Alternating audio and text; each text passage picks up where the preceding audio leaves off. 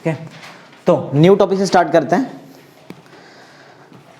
Lecture 2 ना, mole fraction. Already हमने first topic कर लिया था। क्या था बताओ first topic? Percentage by mass ना। आज पढ़ते हैं मोल फ्रैक्शन क्या होता है। देखो इजी एकदम, मैथमेटिक्स से समझ में आ जाएगा मोल फ्रैक्शन क्या है। पहली बात तो मोल फ्रैक्शन को डिनोट करते हैं स्मॉल एक्स से। Small x means mole fraction. Okay, क्या है मोल फ्रैक्शन? सुनो, मोल फ्रैक्शन कभी भी कोई भी कंपोनेंट का निकालते हैं हम लोग। किसका निकालते हैं? कंपोनेंट। कंपोनेंट मतलब क्या? सोल्यूट या फिर सॉल्वेंट।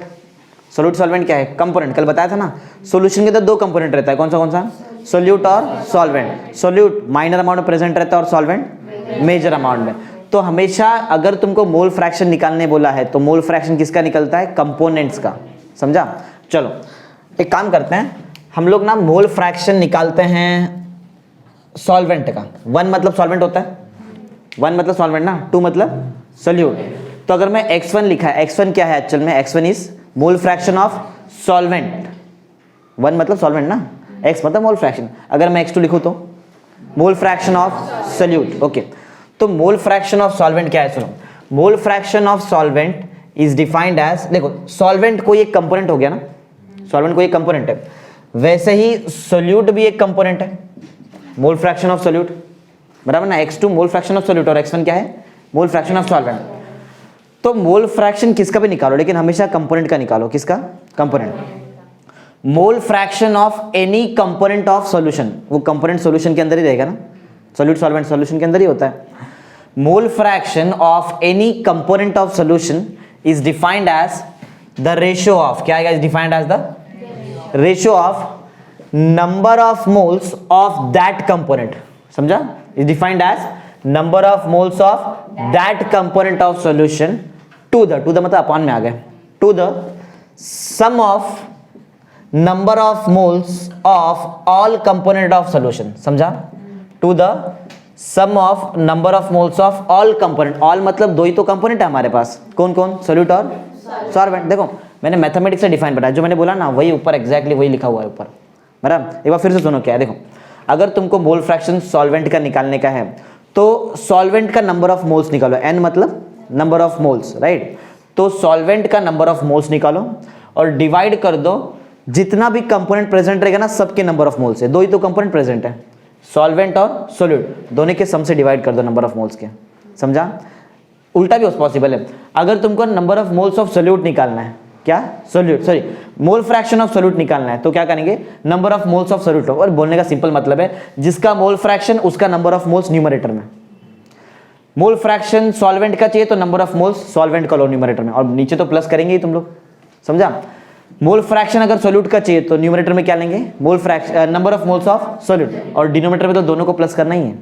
सिंपल ना? समझा है? फॉर्मूला बहुत सिंपल है। तो देखो पॉइंट सुनो, x मतलब क्या? Mole fraction. n मतलब क्या? Number of mole. अगर मैं नीचे प्लस कर रहा है मतलब मैं सम कर रहा हूं ना, सम, और दो नंबर ऑफ मोल्स का प्लस कर रहा है क्योंकि दो ही कंपोनेंट है मेरे पास। बाइनरी सॉल्यूशन में हम लोग काम कर रहे हैं। बाइनरी सॉल्यूशन मालूम है? ऐसा सॉल्यूशन जिसके अंदर दो कंपोनेंट रहता है, सोल्यूट और सॉल्वेंट। एक टर्नरी सॉल्यूशन भी होता है जिसमें 3 कंपोनेंट रहता है, एक क्वाटरनरी सॉल्यूशन भी होता है जिसमें 4 कंपोनेंट रहता है। समझा? तो वो अभी हमारे सिलेबस में नहीं है, हमारे सिलेबस में सिर्फ बाइनरी सॉल्यूशन। तो बाइनरी सॉल्यूशन देखते हैं। तो पॉइंट जरा ध्यान से सुनो, मैं जो बोल रहा हूँ वही पॉइंट यहाँ पे लिखा हुआ है, ध्यान से सुनो। x मतलब क्या? Mole fraction.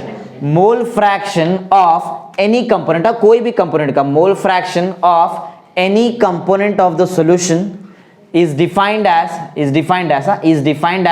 the ratio of, ratio समझ में आता है? रेशियो, हाँ, is defined as the ratio of number of moles of that component of solution ना, number of moles of that component of solution to the sum of, देख रहे sum ना, to the sum of number of moles of all component of solution। समझा point मैंने क्या बोला? अरे इधर से ही तो बनाया मैंने पॉइंट, बोलेंगे? ट्राई करो, बिना इधर नहीं देखने का है, इधर देख के बनाओ पॉइंट तो तुमको याद रहेगा। बोलो, mole fraction of any component of solution. बोलना पड़ेगा, ऐसा बीच में रुक जाएगा तुमको नहीं आएगा, बोलना पड़ेगा। बोलो, mole fraction of any component of solution is defined as the ratio of number of moles of that component of solution to the sum of, या फिर टोटल बोल सकते हैं, to the total number of moles of all component of solution. Simple है ना, hard थोड़ी है. समझा क्या है मैंने, क्या लिखा है, टोटल लिखा है, टोटल लिखा है. समझा, सम भी बोल सकते हो, तुम्हारी मर्जी. एक बार फिर से बोलेंगे, बिना देख के बोलो, उधर मत देखना, इधर देख के बोलो. बोलो क्या है, बोलो. Mole fraction of any component of solution is defined as ratio of number of moles of that component of solution to the total number of moles of all component of solution. ठीक है ना, याद हो जाएगा. चलो second point, हम लोग कौन से सॉल्यूशन में काम कर रहे हैं, बाइनरी सॉल्यूशन. बाइनरी सॉल्यूशन में तो दो ही कंपोनेंट होता है, कौन कौन, सोल्यूट और सॉल्वेंट. सोल्यूट के नंबर ऑफ मोल्स को किससे डिनोट करेंगे, N2. टू सोल्यूट मतलब 2 ना.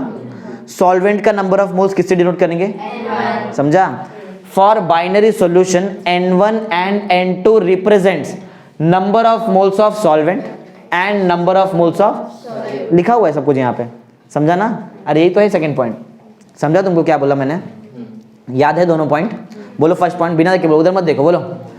मोल fraction of any component of solution is defined as the ratio of number of moles of that component of solution to the total number of moles of all component of solution. Second point, for binary solution N1 and N2 represents number of moles of solvent and solute. Simple ना, formula बोलो.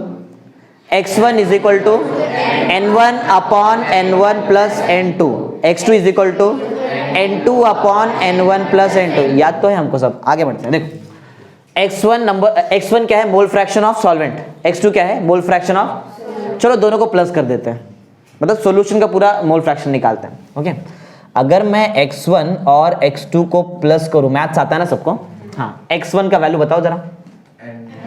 n1 ये क्या है, n1 upon n1 plus n2 plus x2 का value बताओ, n2 upon n1 plus n2. Maths ये बोलता है कि अगर डिनोमिनेटर जो है ये सेम है तो इसको एक ही बार लिखना पड़ता है, और जो न्यूमरेटर है उसमें जो भी साइन है उसको प्लस करो या फिर माइनस करो, बीच में प्लस तो मैं प्लस करेगा. बोलो n1 प्लस, ये क्या हो गया, तो सेम सेम हो गया, तो आंसर कितना आएगा, 1 ना, कैंसिल हो जाएगा ना, 1, आंसर 1 है. इसका मतलब है sum of the mole fraction of solvent and solute is equal to unity.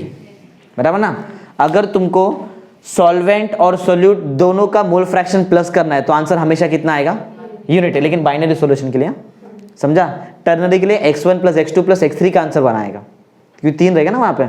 समझा क्या है. तो इससे एक पॉइंट हमको मालूम पड़ता है, sum of mole fraction of solvent and solute is always equal to unity. Unity मतलब 1, मालूम है ना. बोलो पॉइंट क्या है, sum of mole fraction of solvent and solute is always equal to unity ना, या फिर 1 लिखेंगे तो भी चलेगा. बोलो क्या बोले तुम लोग, sum of mole fraction, sum of mole fraction of क्या, पहले 1 मतलब solvent, solvent and solute is always equal to unity ना. समझा पॉइंट. अरे बोलो, इजी पॉइंट था, बड़ा हार्ड थोड़ी है. समझ गया रहेगा तुमको ना, समझ गया रहेगा. ओके, थर्ड पॉइंट भी हो गया. चलो फोर्थ पॉइंट देखते हैं. फोर्थ पॉइंट क्या है, एक्चुअल में यही तुमको फोर्थ पॉइंट बोलना चाहिए था कि जो सम ऑफ, ये वैसे चलेगा, एक ही पॉइंट में हमने पूरा मैथमेटिक्स ले लिया. फोर्थ पॉइंट सुनो, क्या तुमको n का फॉर्मूला मालूम है, n नंबर ऑफ मोल्स का formula, mass upon molar mass होता है. n जो रहता है ना, n मतलब number of moles, number of moles का फॉर्मूला होता है मास अपॉन मोलार मास. बराबर, ये फॉर्मूला है. बताता हूँ अभी क्या है ये सब. तो न्यूमरेटर में देखो, ध्यान दो जरा, ये x1 का फॉर्मूला देखो, नंबर ऑफ मोल्स, हर एक चीज का यूनिट बताता हूँ तुमको, हर एक चीज का यूनिट. नंबर ऑफ मोल्स का यूनिट होता है मोल. नंबर ऑफ मोल्स का यूनिट क्या रहेगा, मोल, MOL. बराबर, और फुल फॉर्म है MOLE, शॉर्ट फॉर्म MOL लिखते हैं. नंबर ऑफ मोल्स का यूनिट मोल. इसका यूनिट बोलो क्या रहेगा, मोल. अरे n का यूनिट मोल रहता है, 1 रहने दो, 2 रहने दो. बताओ न्यूमरेटर में यूनिट क्या आएगा, न्यूमरेटर में यूनिट क्या आएगा, मोल आएगा, बराबर। ये डिनोमिनेटर में ये पार्ट का यूनिट क्या आएगा? मोल। ये पार्ट का यूनिट क्या आएगा? मोल वाले, देखो जैसे ग्राम को ग्राम से प्लस करेंगे तो ग्राम ही आता है, वैसे ही मोल वाला जो भी कंपोनेंट है उसको दूसरे मोल से प्लस करेंगे तो मोल ही आएगा। मतलब न्यूमरेटर में मोल था यूनिट और डिनोमिनेटर में भी मोल, मोल कैंसिल। तो x का कोई यूनिट रहेगा क्या? नहीं। इसका मतलब है mole fraction is a unitless quantity. ऐसा भी फिजिकल क्वांटिटी जिसके पास यूनिट नहीं, हर एक के पास यूनिट है मोस्टली। लेंथ का यूनिट होता है मीटर, मास का यूनिट होता है किलोग्राम, टाइम का यूनिट होता है सेकेंड, लेकिन मोल फ्रैक्शन के पास कोई यूनिट नहीं है। समझा पॉइंट क्या है? Mole fraction is a unitless quantity. समझा पॉइंट क्या बताया मैंने? बोलो क्या है point? Mole fraction is a unitless quantity. समझा क्यों ना? रीजन बताया ना मैंने तुमको, बराबर। मोल फ्रैक्शन वो सोल्यूट होने तो सॉल्वेंट होता है, वो कैसा है? Unitless quantity. Mole fraction is a unitless quantity. समझा सबको? बोलो समझ गया रहेगा। ओके, एक लास्ट पॉइंट और है, फिफ्थ पॉइंट। जरा देखो क्या है वो फिफ्थ पॉइंट, ये देखो। क्या तुमको मोल फ्रैक्शन के फॉर्मूले में कहीं भी वॉल्यूम दिखाई दे रहा है? वॉल्यूम दिखाई दे रहा है? वॉल्यूम कहीं दिखाई दे रहा है क्या? नहीं, क्योंकि नंबर ऑफ मोल्स का अगर n दिखाई दे रहा है, n में क्या आता है? मास और मोलार मास हो रहा है ना, वॉल्यूम थोड़ी आ रहा है। क्योंकि फॉर्मूले में वॉल्यूम नहीं है तो ये टेम्परेचर इंडिपेंडेंट क्वांटिटी है। समझ में आता तुमको? एग्जाम्पल, एक बीकर लिया है या फिर कोई भी एक वेसल लिया है, बराबर, उसे वाटर रखा है और गैस स्टोव पे रख दिया, हीट किया, पानी वैसे का वैसे ही रहेगा क्या? 1-2 घंटे बाद खत्म हो जाएगा, इवापोरेट होकर खत्म हो जाएगा ना। मतलब वॉल्यूम में चेंज हुआ ना, अगर टेम्परेचर बढ़ाया तो वॉल्यूम में चेंज हुआ, बराबर। इधर ऐसा नहीं होने वाला। मोल फ्रैक्शन ऐसा क्वांटिटी है क्योंकि इसके फॉर्मूले में वॉल्यूम आया क्या? वॉल्यूम अगर कहीं तुमको नहीं दिखाई दे रहा है, इसका मतलब वो है टेम्परेचर इंडिपेंडेंट क्वांटिटी। मतलब टेम्परेचर कितना भी बढ़ाओ, कितना भी कम करो, मोल फ्रैक्शन ऑफ सॉल्वेंट और मोल फ्रैक्शन ऑफ सॉल्यूट में कोई फर्क पड़ने वाला नहीं है। समझा क्या पॉइंट है? Mole fraction is a temperature independent quantity. Point समझा? हाँ। तो फिफ्थ पॉइंट क्या है? Mole fraction is a temperature independent quantity.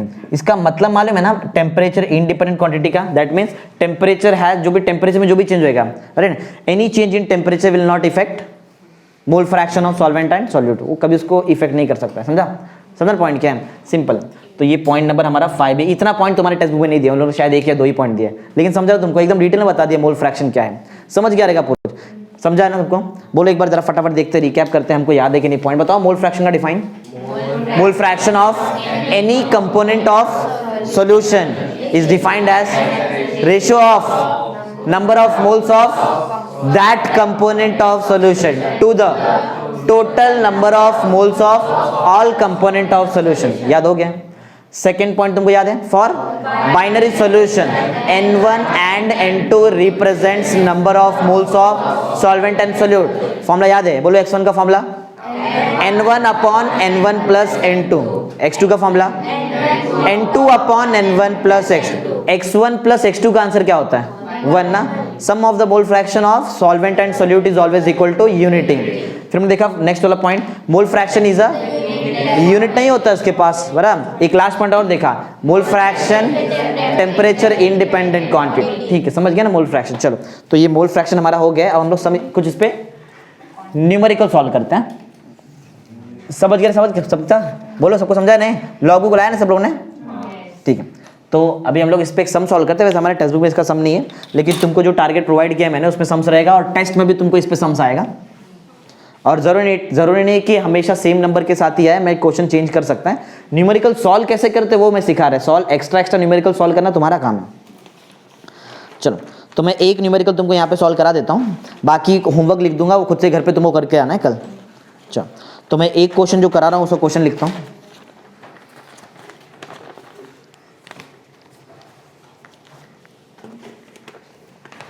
इसके बेस पे एक न्यूमेरिकल सॉल्व करा देता हूँ।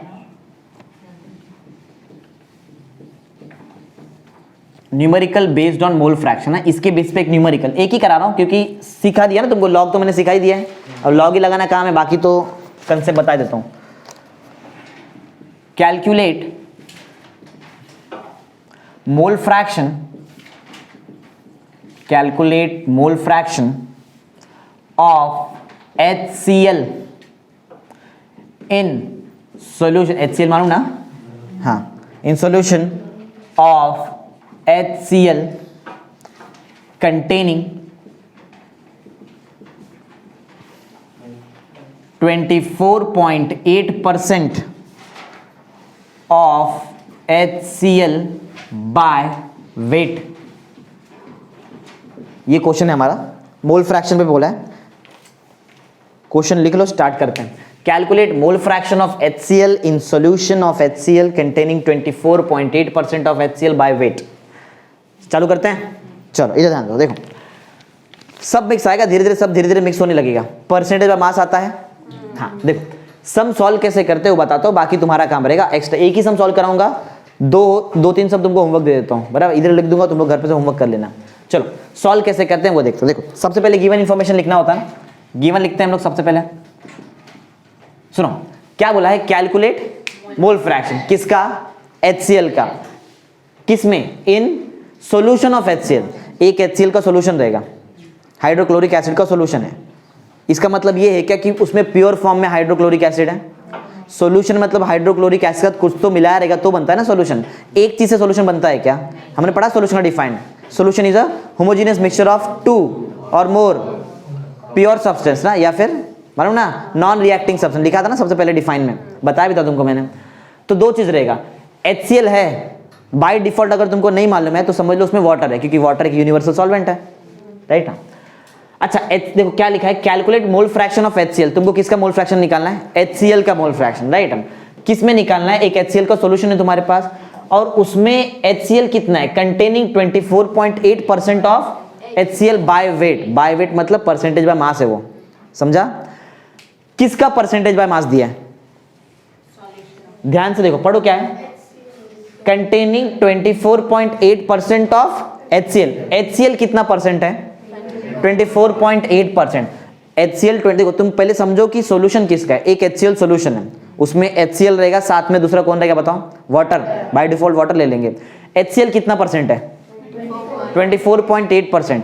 24.8% का मतलब है जो तुम्हारा, अच्छा एक बात बताओ, 24.8% अगर HCl है तो वाटर कितना परसेंट है, 70s में आएगा कुछ तो, 75.2 ना, बराबर ना। 75.2% क्या रहेगा, नहीं मालूम कैसे निकाला, 100 से माइनस किया मैंने उसको, उतना ही आता है ना, हाँ। तो दोनों में से ज्यादा कौन हुआ, तो वाटर सॉल्वेंट, वाटर सॉल्वेंट। तो हमेशा जो सॉल्वेंट रहता है उसके लिए मैं 1 वाला नंबर यूज करता हूं ना।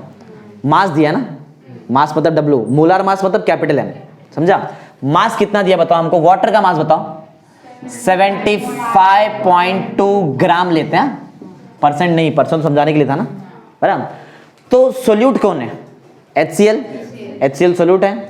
तो बताओ मास ऑफ सोल्यूट कितना है, 24.8 ग्राम, समझा सबको, बोले समझ में आ रहा है। तो सोल्यूट और सॉल्वेंट का तुमको मास तुमको समझ में आ गया ना, सोल्यूट और सॉल्वेंट का मास समझ में आ गया। अच्छा सोल्यूट और सॉल्वेंट का मास समझ में आ गया, और क्या है बताओ हमारे पास, और कुछ है, और कुछ भी नहीं है हमारे पास, कुछ भी नहीं है ना। क्या निकालने बोला है, मोल फ्रैक्शन, किसका, HCl का mole fraction, okay. To find में बताओ क्या लिखूं,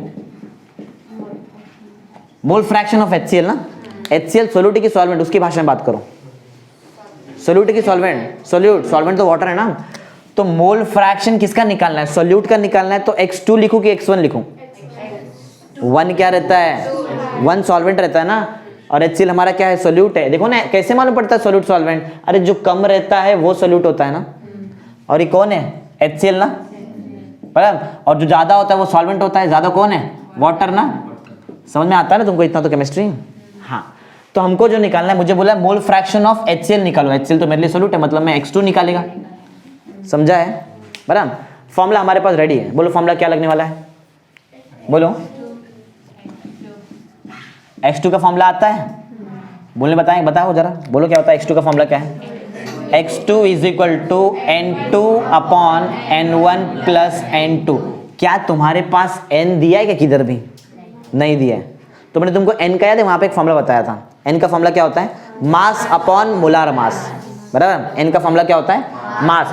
तो मैं ये फॉर्मूला को थोड़ा सा चेंज कर रहा हूं, n2 बोला मतलब मैं लिखूंगा W2 अपॉन M2।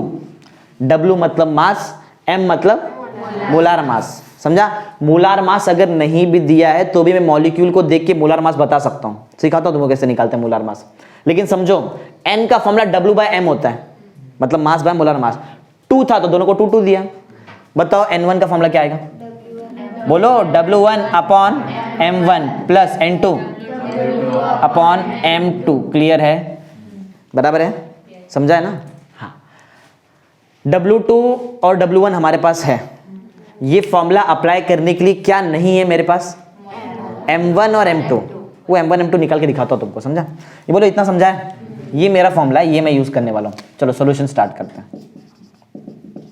सॉल्यूशन, सबसे पहला काम है मुझे निकालना है M1 निकाल लेते हैं, फिर M2 निकालता हूं, बराबर? फिर आके उधर पुट कर देंगे, फिर सॉल्व करेंगे। देखो 1 कौन है पहले वो बताओ। 1 है कौन? ये है कौन? ये 1 वाटर, मतलब मोलार मास तुमको वाटर का निकालना है। मोलार मास वाटर का निकालना है। कैसे निकालते हैं वो देखो। मोलार मास निकालने के लिए तुमको एटॉमिक मास आना चाहिए। अगर एटॉमिक मास नहीं भी मालूम है, जो तुम्हारा क्वेश्चन पेपर एग्जाम में आएगा ना, क्वेश्चन पेपर के मार्जिन के एकदम ऊपर लिखा रहता है सबका एटॉमिक मास वो लोग खुद से देते हैं।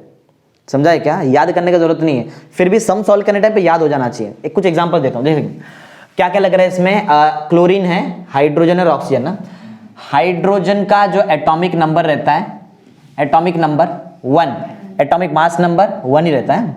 और दूसरा कौन है? ऑक्सीजन लग रहा है ना। ऑक्सीजन का एटॉमिक नंबर 8 रहता है, एटॉमिक मास होता है डबल 16। और क्या लग रहा है? क्लोरीन ना। क्लोरीन का एटॉमिक नंबर मालूम कितना? 17 ना।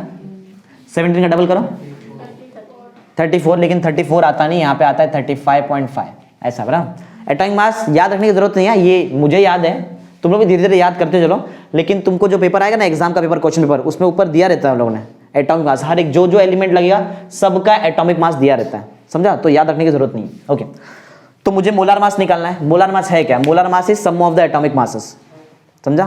देखो, तो अगर मुझे M1 निकालना है, मतलब MH2O निकालना है, तो बताओ कितना हाइड्रोजन है? 2 into atomic mass of hydrogen ना। समझा मैं क्या कर रहा है? एटॉमिक मास ऑफ हाइड्रोजन कितना है? देखो उधर, ये है, इसको बोलते हैं एटॉमिक मास, बराबर? बोलो 1 प्लस कितना ऑक्सीजन है? एक ही है, तो कुछ पीछे लिखने की जरूरत नहीं। एटॉमिक मास ऑफ ऑक्सीजन कितना? 16 करो प्लस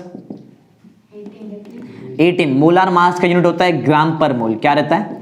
कुछ छोटे छोटे पॉइंट याद रखो। मोलार मास का यूनिट क्या रहेगा? ग्राम पर मोल, याद रहेगा ना? हाँ। नंबर ऑफ मोल्स का यूनिट होता है पर मोल। क्या रहेगा? पर मोल, पर मतलब मोल रेज़ टू -1। समझा? कुछ कुछ छोटा छोटा बात याद रखते केमिस्ट्री में। तो मुझे M1 मिल गया। मालूम है M1 कैसे? अरे मॉलिक्यूल पहचानो, अपने आप मोलार मास मिल जाता है। M1 मिल गया। चलो अब दूसरा क्या निकालो? M2 भी तो निकालना है। M2 भी तो निकालना है। अच्छा M2 है कौन? 2 कौन है? 2 तो HCl है, मतलब तुमको ये निकालना है HCl। मॉलिक्यूल देख के डायरेक्ट निकाल सकते हैं हम लोग उसका मोलार मास। चलो मुझे निकालना है मोलार मास ऑफ HCl। कैसे निकालो? बताओ कितना हाइड्रोजन? 1, तो हाइड्रोजन का एटॉमिक मास 1 प्लस कितना क्लोरीन? क्लोरीन कितना? 1, और क्लोरीन का एटॉमिक मास 35.5। टोटल कितना हुआ? 36.5। यूनिट क्या रहता है? ग्राम पर मोल। समझा? अरे थोड़ा बड़ा रहता है सम, लेकिन इजी रहता है। केमिस्ट्री का सम बहुत इजी है। समझा कैसे निकाला M1 M2? एक बार M1 M2 मिल गया, फिर तो डायरेक्ट फॉर्मूले में आएंगे हम लोग, बराबर? चलो, इतना इजी नहीं है, थोड़ा कॉम्प्लेक्स कैलकुलेशन है, क्योंकि मोल फ्रैक्शन का जो सम रहता है, देखो ना 3 बार फ्रैक्शन है ना यहाँ पे, तो थोड़ा बड़ा होता है, चलता है। लेकिन बोलो थर्ड निकालना क्या है हमको? x2 का फॉर्मूला रेडी है, W2/M2 the whole upon W1/M1 plus W2/M2। Clear ना? चलो वैल्यू पुट करते हैं सबका फटाफट। बोलो W2 का वैल्यू, W2 किधर गया? हाँ 24.8। याद रखना केमिस्ट्री का सम यूनिट के साथ सॉल्व करते हैं। ग्राम लिखने के टाइम पे बहुत लोग मिस्टेक करते हैं, उसको 9 पकड़ लेते हैं कभी कभी, तो नहीं जम रहा है तो GRAM पूरा लिख दो। और नीचे क्या? M2 36.5 gram, right? The whole upon, देखो यही चीज यहाँ पे है ना, तो डायरेक्ट मैं लिख देता हूँ 24.8 ग्राम अपॉन 36.5 ग्राम प्लस ये अलग है ना खाली W1/M1। W1 कौन? 75.2 अपॉन M1 18 ना, और ये ग्राम रहेगा, बराबर? समझा? सबसे पहला काम है यूनिट कट करो, बराबर। मालूम ये इससे कट हो रहा है, ये इससे कट नहीं हो रहा है, ये इससे नीचे वाले से कट हो रहा है, समझा ऐसा। यूनिट क्या है, देखो सिर्फ मुझे दो चीज़ चाहिए, मुझे ये फ्रैक्शन का आंसर चाहिए, यही सेम चीज़ तो इधर भी है, तो इसका आंसर चाहिए और इसका आंसर, तो ये दो का आंसर मैं अलग से निकालेगा और फिर यहाँ पे लाके पुट कर दूंगा। टोटल एक्चुअल में 3 बार लॉग लगने वाला है, 3 बार लॉग एंटी लॉग 3 बार, थोड़ा बड़ा क्वेश्चन है, आएगा तो ज़्यादा मार्क के लिए आएगा एग्जाम में, समझा क्या कर रहे हैं, बोलो क्लियर ना, अभी तक हार्ड थोड़ी है। तो ये यहाँ तक आ गए, चलो आगे बढ़ते हैं। और हाँ, ये फ्रैक्शन का आंसर चाहिए, लॉग लगा के आंसर आता है, लॉग लगा के ही आंसर आता है, ओके। तो मैं ना इसको एक अलग एज्यूम कर लेता हूँ मैं, क्योंकि ये इसमें डायरेक्ट इसमें लॉग नहीं लगता है, बताया लॉग कब लगता है, इनटू डिवाइड में, बीच में प्लस देखो नहीं लगा सकते लॉग, समझा। तो अलग अलग लो और अलग अलग लॉग लगाओ, आंसर निकालो, लाके पुट कर दो। देखो मैं ये न्यूमरेटर का जो फ्रैक्शन है ना, मैं इसको एज्यूम कर लेता हूँ कि ये मेरे लिए समझो कुछ एल ले लेता हूँ, इसको कुछ भी एज्यूम करो, एक्स नहीं ले सकते क्योंकि मोल फ्रैक्शन एक्स हो जाएगा। एल ले लो, पी के लिए तुम्हारी मर्जी, पी ले लो, पी, बराबर। इसका जो आंसर रहेगा वही आंसर इसका भी रहेगा। इसको मैं एज्यूम करता हूँ कुछ नया, क्या एज्यूम करते, क्यों ले लेते हैं, चलेगा, दोनों को मैं अलग से निकालता हूँ। मुझे इसका आंसर चाहिए और इसका आंसर चाहिए, फिर लाके इधर पुट करेंगे, सम वम करेंगे, फिर से लॉग लगाएंगे, राइट। चलो तो मैं अब क्या निकालने वाला हूँ बताओ, मेरे को पहले पी चाहिए, मुझे पहले क्या चाहिए, पी। तो पहले पी के लिए काम करते हैं। थर्ड पॉइंट, बोलो पी के लिए काम करने जा रहे हैं हम लोग, पी निकालने वाले हैं। बोलो पी का फॉर्मूला क्या है, पी का वैल्यू क्या है, पी का वैल्यू 24.8 अपॉन 36.5 ना, 24.8 अपॉन 36.5। लॉग लगाने का रूल याद करो, न्यूमरेटर बड़ा डिनोमिनेटर छोटा, ये तो उल्टा हो गया। मैं अभी तुमको सिखाता हूँ न्यूमरेटर बड़ा कैसे करते हैं, बड़ा देखो। अगर मैं न्यूमरेटर को, ये न्यूमरेटर का पॉइंट एक स्टेप राइट में आ जाए, अगर न्यूमरेटर का पॉइंट एक स्टेप राइट में आ जाए तो बोलो ऊपर क्या बन जाएगा, 248, बड़ा हो गया ना। मैं यही करेगा, न्यूमरेटर का पॉइंट को मैं एक साइड राइट, एक स्टेप राइट में लेके आता हूं, देखो क्या बन जाएगा, ये बन जाएगा 248 ना, और नीचे क्या रहेगा, नीचे 36.5 है। अब वो बना कैसे, वो देखो, तुमने पॉइंट को राइट साइड में शिफ्ट किया, तुमने पॉइंट को राइट साइड में कितने स्टेप शिफ्ट किया वहां पे, एक, तो इधर लिखने का इंटू 10⁻⁻1, समझा, समझ में क्या बताया, अरे शॉर्टकट है। अगर पॉइंट तुम्हारा राइट साइड में तुम लोग शिफ्ट कर रहे हैं, जितना भी स्टेप शिफ्ट कर रहे हैं उतना स्टेप माइनस लिखो यहाँ पे, समझा, माइनस में। मैंने एक स्टेप शिफ्ट किया था ना, तो -1, अगर मैं 2 करता तो -2। इससे फर्क क्या पड़ा बताओ, इससे हम लोग लॉग लगा सकते हैं, न्यूमरेटर बड़ा हो गया ना। याद रखना 10 का पावर कभी भी लॉग में इंक्लूड नहीं होता है, समझा, 10 का पावर इंक्लूड नहीं होता है। अब मैं वो सब नहीं लिखने वाला हूँ, taking log on both side, वो पहली बार समझा दिया, वो तुम्हारा काम है। मैंने लॉग ले लिया, बोलो क्या आएगा, इसका आंसर ये है, इसका आंसर, ये बीच वाला छोड़ दो, इसका आंसर ये, बोलो लॉग पी का आंसर, इधर एक लॉग लिया तो इधर भी एक लॉग लेना पड़ेगा, जो इधर लॉग लेंगे डिवाइड में, बोलो क्या हो जाएगा, माइनस, बोलो क्या क्या बताओ आंसर, बोलो जल्दी बताओ, लॉग 248 ना, माइनस लॉग 36.5 और इंटू में 10⁻⁻1 हमारे पास पहले से, बराबर है। लॉग 248 कितना डिजिट दिखाई दे रहा है, 3, एक कम करो 2 पॉइंट ना, 24 का 8 बताओ, बराबर बता रहे सब लोग चेक करो, 24 का 8 3945, हाँ 3945, फिर क्या है, माइनस है ना, तो मैं इधर ही माइनस कर देता हूँ डायरेक्ट। बताओ डिजिट कितना हो बताओ पहले, 2 दिखाई दे रहा है, पॉइंट के पीछे का डिजिट देखते ना, पॉइंट के पीछे का 2 डिजिट है, एक कम करो कितना आएगा, 1 पॉइंट, 36 का 5 6 माइनस करते हैं, बोलो 2, ये होएगा नहीं, इसको 1 करते 13 ना, 13 माइनस 5 8 और ये 0 ना, मिल गया। ये किसका आंसर है, लॉग पी का आंसर नहीं है, ये लॉग पी का आंसर, लॉग पी का आंसर कितना है, 0.8322। भूल गए एक चीज, यहाँ पे 10⁻⁻1 भी था ना, बराबर हो गया। लॉग पी, अभी क्या लूँ, एंटी लॉग, वो तुम्हारा काम है, taking anti log on both side. तो P इक्वल टू बोलो क्या आएगा, 80 लॉग ऑफ, बोलो 80 लॉग ऑफ व्हाट, 0.8322। कभी भी 10 के पावर को लॉग और एंटी लॉग में इंक्लूड मत करो, बराबर। मालूम है एंटी लॉग कैसे चेक करते हैं, 0.83 का 2 चेक करो, 6795। एक जन ने बोल दिया बाकी लोग ने छोड़ दिया, ऐसा मत करो, सब लोग चेक करो, वही आंसर, कभी कभी रॉन्ग हो सकता है। 0.83 का 2 चेक कर लो, बराबर है, ओके। पॉइंट के पीछे का नंबर चेक करते कि डिजिट चेक करते हैं एंटी लॉग में, नंबर चेक करते हैं, जो भी नंबर रहता है उसमें एक बढ़ा देते हैं। 0 है, 0 में एक बढ़ाओ 1, स्टार्टिंग से एक डिजिट बाद पॉइंट आएगा, लेकिन हमारे पास क्या था 10⁻⁻1 ना, रहने दो ऐसा। ये किसका आंसर है? पी। पी निकाल दिया, मतलब ये और ये दोनों सेम से मिल गया ना मेरे को। सिर्फ एक और क्या निकालना है? क्यू। फिर से लाके इधर पुट करना पड़ेगा, फिर प्लस करेंगे, वापस एक बार लॉग लगेगा। बड़ा बड़ा क्वेश्चन है। तो पी निकाल दिया, बोलो अभी क्या निकालूं? अभी क्यू के लिए काम करते हैं। फॉर क्यू, अब मैं क्यू निकालने जा रहा हूं। बोलो क्यू है कौन? क्यू है कौन वैसे? 75.2 ना, 75.2 अपॉन 18। क्या इसमें न्यूमरेटर का नंबर डिनोमिनेटर से बड़ा है कि छोटा है? अरे क्या देख रहे हैं? बड़ा है ना, तो इसमें कुछ करने का जरूरत, थोड़ा ध्यान दे के बताओ, कुछ ही बोलो मत, बराबर ना। यहाँ पे जो नंबर है न्यूमरेटर का वो डिनोमिनेटर से बड़ा ही है ना, तो कुछ करने का जरूरत है क्या? Point shifting. वो ऐसा कब करते बताओ? जब न्यूमरेटर का नंबर छोटा रहेगा, बड़ा बनाने के लिए ना, समझा? तो अगर वैसे छोटा रखेंगे ना तो भी लॉग सॉल्व होता है, लेकिन थोड़ा कॉम्प्लेक्स हो जाता है। ये इजी है ना, इजी सॉल्व करो ना, क्यों हार्ड? बोलो क्या करूँ? Taking log on both side. बोलो क्या लिखूँ, क्या वो बताओ?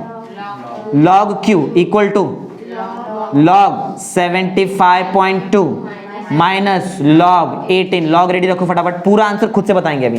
75 का 2 पूरा, वो आंसर नहीं है, पूरा आंसर बताओ।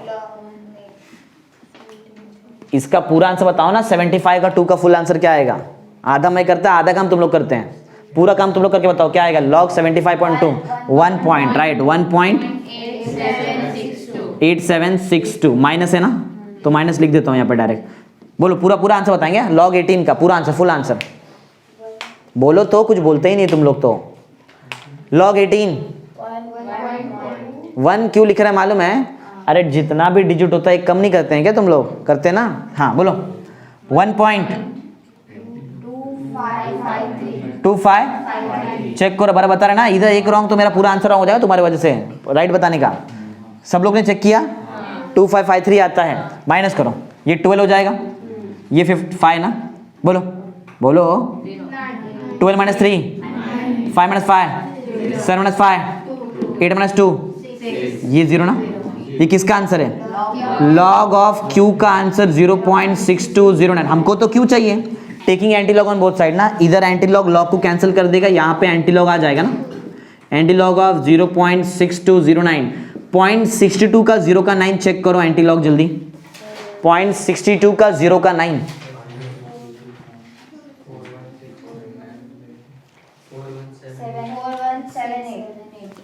41 सही बता रहे हैं। 0.62 का 0 का एंटी लॉग वाले टेबल में देख रहे हैं ना, लॉग तो नहीं देख रहे हैं। हाँ 0.62 का 0 का 9 4178 आता है। 0 लिखा है, कितने डिजिट पर पॉइंट डालूं? एक, मतलब 4 पॉइंट आएगा ना। ये क्यू का आंसर है। दोनों आंसर मिल गया। चलो राव इधर आओ, फिर से इधर रिटर्न पुट कर दो। ये इक्वेशन इसको लेके रखते कुछ तो, इक्वेशन 1 बराबर। तो रब कर दूं, वो चीज़ हो गया ना, इसका काम खत्म हो गया। यहाँ पे पुट करते हैं, देखते हैं क्या आता है अभी। तो फ्रॉम इक्वेशन 1 ना, 5th पॉइंट है, फ्रॉम इक्वेशन 1। चलो इक्वेशन 1 में आ गए और अभी पुट करने वाले। बोलो x2 का आंसर क्या आएगा? न्यूमरेटर का आंसर निकाला है मैंने। p का आंसर क्या है? p किधर गया? हाँ 6.795 ना इंटू 10⁻⁻1। एक मिनट, ये 10⁻⁻1 अंदर दो, नहीं तो सॉल्व नहीं कर पाएंगे। अंदर दो। 10⁻⁻1 का मतलब है पॉइंट तुम्हारा लेफ्ट में आएगा, एक स्टेप। माइनस का मतलब है एक लेफ्ट में आ जाएगा। तो बोलो क्या आएगा? 0.6795। अगर प्लस रहता है 10⁻1 रहता तो राइट में लेके जाने का पॉइंट को, समझा? तो इधर लिखो नंबर, बोलो क्या आएगा? 0.6795, 0.6795 अपॉन क्यू क्या था? ये इधर क्यू आता है ना, क्यू का आंसर 4.178 प्लस पी था ना, इधर भी पी है ना, ये भी। बोलो क्या है पी? 0.6795 प्लस करना पड़ेगा यहाँ पे। ये प्लस करो जरा, वो देखो कितना आता है। 4.178 प्लस 0.6795, इधर 0 आ जाएगा। बोलो 5 कितना? 17, 14 1 15 ना, 8 4 ना। बोलो x2 का आंसर कितना आ रहा है? 0.6795 अपॉन 4.8575। क्लियर है? ओके। फिर से लॉग लगाना पड़ेगा, लेकिन लॉग के लिए न्यूमरेटर तो बड़ा होना चाहिए। लेकिन न्यूमरेटर देखो कैसा है, छोटा है तो बड़ा करना पड़ेगा तुमको, राइट है। अब वो डिपेंड करता है कैसे। देखो इतना तो क्लियर रखो कि लॉग में सिर्फ 4 डिजिट सॉल्व होता है, 4 डिजिट सॉल्व होता है। नीचे गिनो कितना है, मतलब 4 ही नंबर सॉल्व होता है, नीचे कितना है 5 है, राउंड ऑफ कर दो। ये अगर लास्ट वाला नंबर 5 या फिर 5 से बड़ा रहेगा, 5 या फिर 5 से बड़ा रहेगा, तो उसके पीछे का नंबर एक स्टेप से बढ़ जाता है ना, मालूम है तुमको ना, राउंड ऑफ मालूम है ना, ठीक है। अब नीचे 4 नंबर है, ऊपर भी 0 को मत पकड़ो, हाँ वो 0 तो हट जाएगा। अगर मैं पॉइंट को राइट साइड में कितने स्टेप से शिफ्ट करूं तो वो नीचे से बड़ा नंबर बन जाए, एक स्टेप से शिफ्ट कर दूं।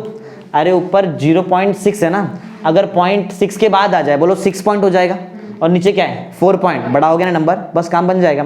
तो मुझे पॉइंट को राइट साइड में कितना शिफ्ट करना है, एक स्टेप, तो 10 का कितना पावर लो, -1, सिखाया ना तुमको, ठीक है। तो यहीं पे कर रहा हूँ 6.795 इंटू 10⁻⁻, देखो फर्क नहीं पड़ता हमको, तो लॉग ही लगाना है, थोड़ी ना कटवट करते बैठना है, अपॉन 4.858 मिल गया, x2 का वैल्यू है। फिर से taking log on both side ना, यहाँ पे आएगा taking log on both side, दोनों साइड हम लोग लॉग लेते हैं। चलो अगर मैंने दोनों साइड लॉग लिया तो ये x2 क्या बन जाएगा, log of x2 will be equal to, upon में ना माइनस हो जाएगा, बोलो क्या आएगा, log of 6.795 minus log of 4.858 power, ये अलग रहता है, कभी भी उसको लॉग में इंक्लूड मत करना। डिजिट बताओ पहले, पॉइंट के पीछे एक ही डिजिट है, कम करो 0 ना, तो क्या हो 0 पॉइंट में आ सकता है ना, क्या प्रॉब्लम है, माइनस है, इसमें भी पॉइंट के पीछे एक ही डिजिट है, 0 पॉइंट में आंसर आएगा। बताओ फटाफट आंसर जरा बताओ जल्दी जल्दी। 67 का 9 का 5, पॉइंट से कोई फर्क नहीं पड़ता, 2 1 1 ही देखना है हमको। पॉइंट 67 का 9 का 5 8322, 2 बार 2 है, चेक कर लो, लॉगरिथम ही देख रहे हैं ना, हाँ। 48 का 5 का 8, 48 का 5 का 8, 48 का 5 का 8 चेक करो जल्दी।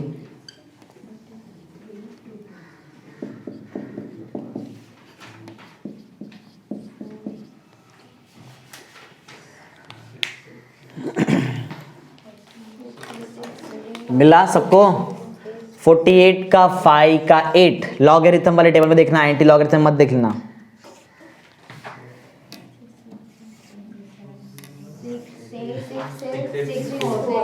68 सही बता रहे ना सब लोग, 6864 माइनस करो, इसको 12 बना दो, ये 11 हो जाएगा, ये 12 हो जाएगा, ये 7 हो जाएगा, समझ में आता है ना, माइनस सिखा रहेगा ना बचपन में, करो माइनस, कितना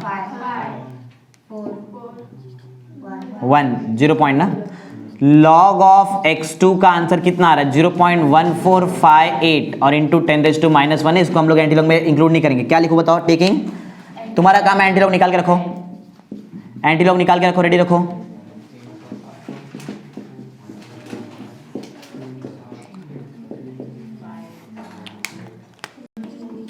अगर मैं LHS में एंटी लॉग लूँ तो एंटी लॉग लॉग को कैंसिल करता है ना, तो x2 बचेगा, लेकिन यहाँ पे कैंसिल करने के लिए कोई नहीं है, तो मुझे यहाँ पे लिखना पड़ेगा 80 लॉग ऑफ 0.1458 इंटू 10⁻⁻1, चेक कर लो जरा कितना आता है, 0.14 का 5 का 8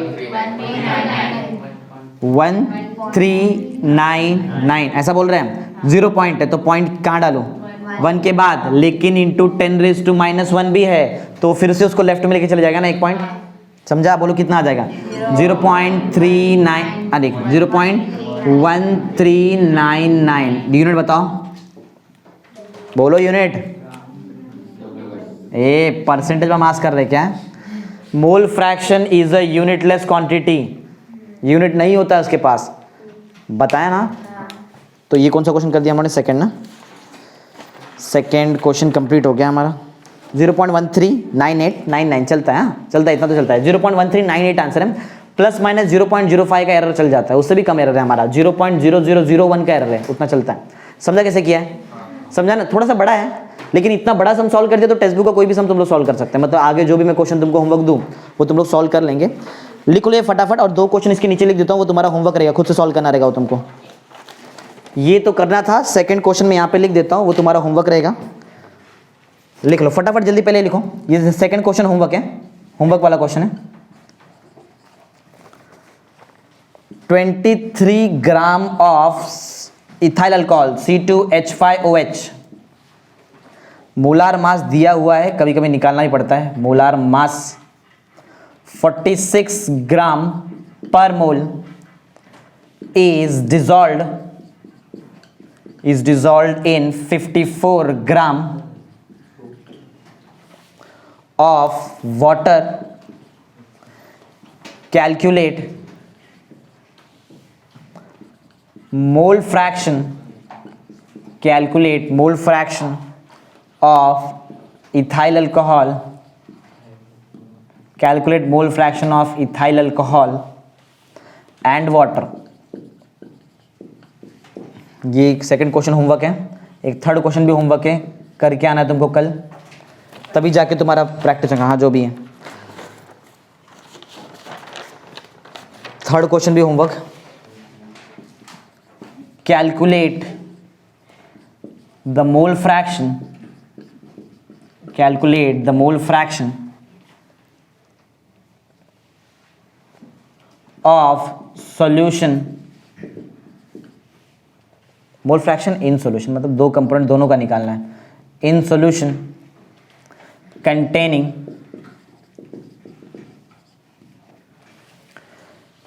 12.2% of nitric acid HNO3 by weight। एक बात बताओ जरा, एक क्वेश्चन का आंसर दो। अगर x2 का आंसर 0.1399 है तो x1 का वैल्यू क्या रहेगा? कभी कभी दोनों निकालने बोलते हैं, तो क्या तुम लोग x1 निकालने के लिए फिर से इतना पूरा काम करेंगे? ऐसा इतना बड़ा काम तो करेंगे नहीं। हमको एक फॉर्मूला मालूम है, x1 plus x2 is equal to 1। ये क्या तुम्हारे सामने यहाँ पे, इसमें x2 का वैल्यू पुट कर दो, डायरेक्ट तुमको x1 मिल जाएगा। मतलब सिंपल x1 क्या रहेगा? 1 माइनस x2। हमेशा याद रखना मोल फ्रैक्शन का आंसर 1 से छोटा ही आएगा। 1 से छोटा नंबर है, राइट है। समझना कैसा है?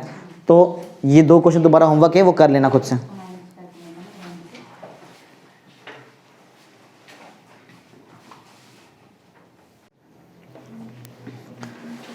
स्टार्ट करते हैं क्वेश्चन नंबर 3, मोलारिटी। ध्यान दो इधर, मोलारिटी क्या है? सिंपल एकदम देखो, जो भी है सब मैथमेटिकल पैरामीटर है, लेकिन ये बहुत ज़्यादा यूज होता है। मोलारिटी बहुत ज़्यादा बार यूज करते हैं। पहला पॉइंट वही देखो, it is most widely use ना, most widely use unit and it is denoted by capital M। Mole fraction को किससे डिनोट करते हैं?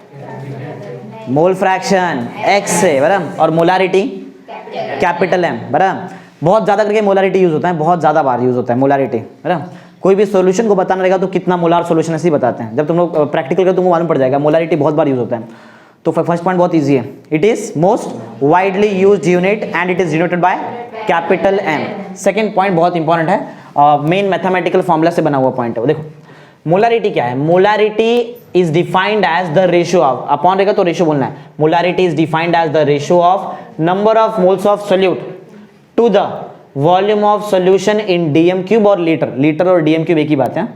तुम्हारे सिलेबस में लीटर दिया है, लेकिन डीएम क्यूब भी याद रखो। समझो पॉइंट क्या? बहुत इजी है। Molarity is defined as the ratio of number of moles of solute to the volume of solution in dm cube और लीटर। ऐसा बोलो, या तो मैंने जो लिखा ऐसा ही बोल सकते हैं। जो मैंने लिखा बहुत ज्यादा इजी है। Molarity is defined as the number of moles of solute present in 1 litre of solution, बराबर। 1 लीटर सोल्यूट, देखिए याद रखना, ऊपर नंबर ऑफ मोल्स किसका आता है? सोल्यूट का, और नीचे वॉल्यूम किसका आता है? सोल्यूशन का। ये बहुत इंपॉर्टेंट है, ऊपर सोल्यूट का नंबर ऑफ मोल्स और नीचे सोल्यूशन का वॉल्यूम, लीटर में, वो भी लीटर में चाहिए। समझा? सेंटीमीटर क्यूब दिया रहेगा, मिलीलीटर दिया रहेगा तो लीटर बनाओ। समझा? ओके। हाँ चलो, इसको थोड़ा नंबर ऑफ मोल्स को स्मॉल n से डिनोट करते हैं। तुमको मालूम है सोल्यूट है तो नंबर क्या लिखूं? 2। वॉल्यूम है ना, सॉल्यूशन का वॉल्यूम है, ठीक है, मेरे बाजू में लिख देता हूं ऐसे। यहाँ पे क्या रहेगा बताओ? वॉल्यूम ऑफ सॉल्यूशन ना, इन लीटर ले लो या फिर डीएम क्यूब। ये अपॉन नहीं है, और है, और लिख देता हूँ, नहीं तो अपॉन समझने के, बराबर। N2 का एक फॉर्मूला होता है, बोलो फॉर्मूला क्या है? अरे N2 नंबर ऑफ मोल्स का फॉर्म बताया था ना, मास अपॉन मोलर मास। तो N2 का फॉर्मूला क्या रहेगा? W2 upon M2। M2 नीचे आ जाएगा ना, बोलो बाजू में क्या रहेगा? Volume of solution in litre और डीएम क्यूब। समझा? अरे इजी है, हार्ड नहीं है ये। फॉर्मूला तो मैं खाली चेंज कर रहा हूँ, अलग अलग तरीके से बता रहा हूँ तुमको, और क्या। ओके, ये मोलारिटी है। फोर्थ पॉइंट, अगर मैं इसका ऐसा यूनिट निकालूं, क्या निकाल रहे हैं हम लोग, ऐसा यूनिट। ऐसा यूनिट हमेशा फॉर्मूले से बनता है, हमेशा ऐसा यूनिट कहां से बनता है, मेन फॉर्मूला तो ये था, ये तो उसका अलग अलग तरीके से हमने लिखा। Main formula number of moles का यूनिट मैंने तुमको बताया। नंबर ऑफ मोल्स का यूनिट क्या होता है, मोल। मोल बताया था ना कल, नंबर ऑफ मोल्स का यूनिट क्या होता है, मोल। तो अगर मुझे मोलारिटी का ऐसा यूनिट निकालना है, बराबर, तो उसके फॉर्मूले से ऐसा यूनिट बनाओ। नंबर ऑफ मोल्स का यूनिट मोल, बराबर, अपॉन वॉल्यूम का, तो क्लियर दिखा है, यूनिट क्या है, लीटर में होना चाहिए ना, लीटर या फिर डीएम क्यूब, बराबर। इसको लीटर ऊपर भेजो, मोल पर लीटर, नीचे का लीटर ऊपर गया तो लीटर रेज़ टू -1 ना। ये हो सकता है एक और, लीटर के जगह पे हम लोग क्या लिख सकते हैं, डीएम क्यूब, नीचे डीएम क्यूब रहेगा, ऊपर गया तो डीएम रेज़ टू -3। नहीं समझा, समझा रहेगा ना, नीचे रेज़ टू 3 है, ऊपर गया तो -3, तो मोल डीएम रेज़ टू -3, ये ऐसा यूनिट है। जरा देखो इसके फॉर्मूले में क्या तुमको वॉल्यूम दिखाई दे रहा है, फॉर्मूले वॉल्यूम दिखाई दे रहा है क्या, तो ये टेम्परेचर डिपेंडेंट है, क्योंकि वॉल्यूम चेंज होता है। अरे पहले भी तो किया था ना, मोल फ्रैक्शन बताया ना तुमको, अगर वॉल्यूम प्रेजेंट रहेगा तो टेम्परेचर डिपेंडेंट। मोल फ्रैक्शन में वॉल्यूम नहीं था मालूम ना, इसलिए हमने वहां पे क्या लिखा था, इट इज टेम्परेचर इंडिपेंडेंट। लेकिन ये तो वॉल्यूम देखो क्लियर दिखाई दे रहा है, वॉल्यूम ना, तो ये टेम्परेचर डिपेंडेंट क्वांटिटी है, राइट। तो molarity is temperature dependent, temperature dependent, समझा ना, इजी तो है, याद हो गया रहेगा तुमको। बोलो फर्स्ट पॉइंट क्या था, it is most widely used unit and it is denoted by capital M. Formula तुमको याद ही रहेगा, मतलब फॉर्मूले से बनाया था। बोलो क्या था point, molarity is defined as number of moles of solute present in 1 litre of solution. ऊपर सोल्यूट, नीचे सोल्यूशन, सोल्यूट का नंबर ऑफ मोल्स और सोल्यूशन का वॉल्यूम, बराबर है।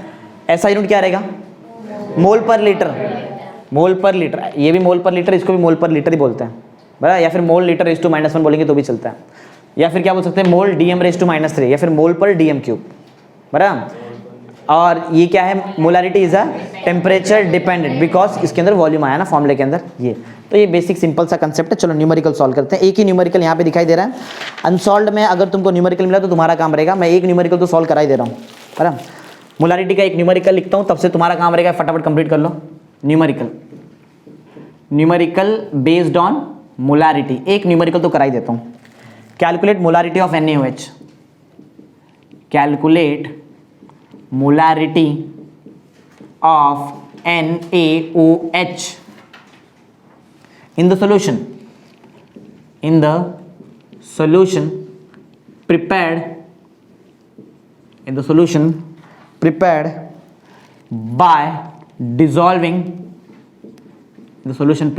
by dissolving its 4 gram in enough water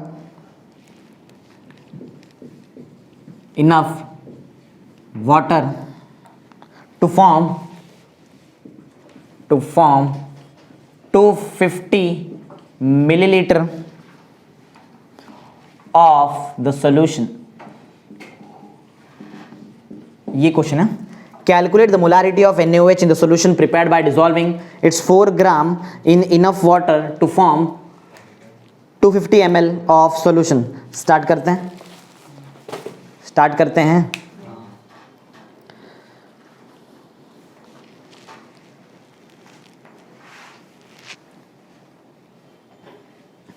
चलो करूं, चलो इधर देखो, तो ध्यान दो क्वेश्चन देखो क्लियर दिखता है कौन सा क्वेश्चन है, मोलारिटी दिखा तो मोलारिटी का ऊपर वाला क्वेश्चन है, molarity basic question, right.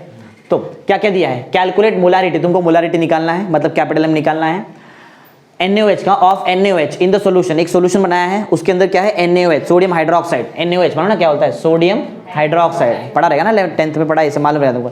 NaOH मतलब होता है sodium hydroxide. Sodium hydroxide powder form में भी होता है, बराबर। उसको डाल दिया पानी में और पानी में मिक्स करके उसका एक सोल्यूशन बना दिया, राइट। क्या बोला है, सिर्फ 4 ग्राम यूज किया है, कितना यूज किया है, NaOH इन इनफ वाटर, वाटर बहुत सारा है, ज्यादा पानी, उसमें 4 ग्राम NaOH डिजोल्व करके रख दिया, बराबर, सोल्यूशन बन गया। सोल्यूशन जो बना उसका वॉल्यूम तुमको दिया है, कितना सोल्यूशन बना, 250 ml ऑफ सोल्यूशन। लगता है ना हमको सोल्यूशन का वॉल्यूम लगता है, लेकिन लीटर में लगता है, दिया किसमें, मिलीलीटर, बना देंगे ना लीटर से, कोई प्रॉब्लम नहीं है। तो अभी तक समझा क्या क्या है तुम्हारे पास, कितना ग्राम NaOH यूज हुआ बताओ, 4 ग्राम। वाटर कितना यूज किया वो नहीं मालूम, लेकिन सोल्यूशन का वॉल्यूम कितना है वो तुमको मालूम है, कितना, 250 ml ऑफ सोल्यूशन, राइट। चलो सॉल्व करते हैं फिर तो। अच्छा गिवन इन्फॉर्मेशन बताओ जल्दी, क्या क्या है हमारे पास गिवन। अच्छा ये पहले बता दो सोल्यूट कौन है और सॉल्वेंट कौन है, इधर ही कंफ्यूजन रहता है तुमको। सोल्यूट कौन है, सॉल्वेंट कौन है, वो नहीं, नाम बताओ, कौन सोल्यूट कौन सॉल्वेंट। सोल्यूट कौन है, NaOH ना, NaOH सोल्यूट है, क्योंकि ये 4 ही ग्राम यूज हो रहा है और इनफ लिखा है ना वाटर, मतलब बहुत ज्यादा वाटर रहेगा, मतलब सॉल्वेंट, सॉल्वेंट क्या रहेगा, H2O। ओके, क्या दिया है तुमको, 4 ग्राम क्या है, NaOH है। NaOH का मास, NaOH सोल्यूट है कि सॉल्वेंट है, पहली बात तो ये मास दिया है ना, 4 ग्राम क्या है, मास है, बराबर है, मतलब W से डिनोट होगा। सोल्यूट का मास है कि सॉल्वेंट का मास है, तो 2 लिख दो, लिखा है ना यहाँ पे 2। हाँ, और क्या दिया है, वॉल्यूम दिया है तुमको सोल्यूशन का ना, वॉल्यूम ऑफ सोल्यूशन कितना है, 250 ml, ml मतलब मिलीलीटर। ध्यान दो, अगर तुमको मिलीलीटर को कन्वर्ट करना है लीटर में तो मल्टीप्लाई कर दो 10⁻³ से, किससे, 10⁻³ से मल्टीप्लाई करेंगे तो मिलीलीटर क्या बन जाएगा, लीटर। तो मेरे पास तो मिलीलीटर है, चलो किससे मल्टीप्लाई कर दो, हाँ, तो 250 इंटू 10⁻³ लिख दिया, मतलब क्या बन गया वो अभी, लीटर। तो L लिख दूं, लीटर में चाहिए ना हमको तो, अरे नहीं समझा, लीटर में हमारा काम है पूरा। तो ऑलमोस्ट सब कुछ है मेरे पास, ये वाला फॉर्मूला लग रहा है ना, देखो ना, वॉल्यूम ऑफ सॉल्यूशन लीटर मेरे पास है, मेरे पास W2 भी है, मेरे पास क्या नहीं है, M निकालने सिखाया था मैंने तुमको, सिर्फ मॉलिक्यूल का नाम मालूम पड़ जाए अपने आप उसका मोलर मास निकाल सकते हैं, राइट ना। चलो तो ये गिवन हो गया। टू फाइंड बताओ, टू फाइंड क्या बोला है, मोलारिटी, कैपिटल M ना, capital M equal to question mark, तुमको मोलारिटी निकालना है, मोलारिटी निकालना है। फॉर्मूला तुमको मालूम है कौन सा यूज होने वाला है, बोलो तो, मालूम है फॉर्मूला क्या यूज हो रहा है, यही ना, मोलारिटी का फॉर्मूला बोलो। कैपिटल M इक्वल टू कौन सा फॉर्मूला है, capital M is equal to W2 upon M2 into volume of solution in litre ना, लीटर में मैंने पुट किया बराबर, इन लीटर, DM³ लिखा तो भी चलेगा, इन लीटर, क्योंकि मेरे पास लीटर में इसके लिए लीटर लिख रहा हूँ, राइट है। क्या नहीं है मेरे पास, M2, चलो पहले क्या निकालूं, M2 निकालते हैं, फिर डायरेक्ट लाके पुट कर दूंगा, आंसर आ जाएगा लॉग लगा के।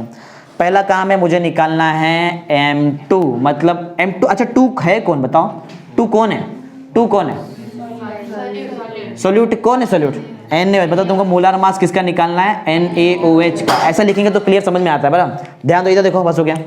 तो NaOH ना, अगर तुमको मोलर मास निकालना है तो मोलर मास कैसे निकलते हैं, सम ऑफ एटॉमिक मासेस, अरे हर एक एटम का मास मैंने प्लस किया था तभी तो मिलता है ना मोलर मास। तो अगर तुमको मोलर मास ऑफ NaOH चाहिए तो बताओ पहले किसका एटॉमिक मास प्लस करो, Na, सोडियम ना, हाँ सोडियम की बात होता है, कितना सोडियम है, एक ही सोडियम है, कितना ऑक्सीजन है, एक ही, ऑक्सीजन 16 होता है ना, मालूम तुमको, कितना हाइड्रोजन है, एक ही हाइड्रोजन है 1 ना, करो कितना हो गया, ये 17। सोडियम का एटॉमिक मास, अभी ये सब याद रखने की जरूरत नहीं, ये ऑलरेडी क्वेश्चन पेपर में दिया रहता है बराबर। Na का होता है 23, कितना होता है, जबकि सोडियम का एटॉमिक नंबर 11 है, 11 का डबल किया तो कितना आता है, लेकिन हमेशा डबल नहीं होता है ना, क्लोरीन वाले केस में भी ऐसे हुआ, 70 का डबल कितना होता है 34, लेकिन आया कितना 35.5, बराबर, ऐसा होता है कहीं कहीं पर, सोडियम में भी ऐसे होता है। प्लस करो, ये 40 ना, 40 ना, हाँ 40। मोलर मास है तो ग्राम पर मोल में आता है, बताया तो थोड़ी देर पहले, मालूम है ना ये चीज। तो मोलर मास ऑफ निकाल दिया ना, M2 तो निकाल ही दिया मैंने, कितना मिला 40। चलो सब लाके पुट करते हैं, आंसर निकालते हैं। सेकंड पॉइंट, मोलारिटी का फॉर्मूला में सब पुट कर रहा हूं मैं।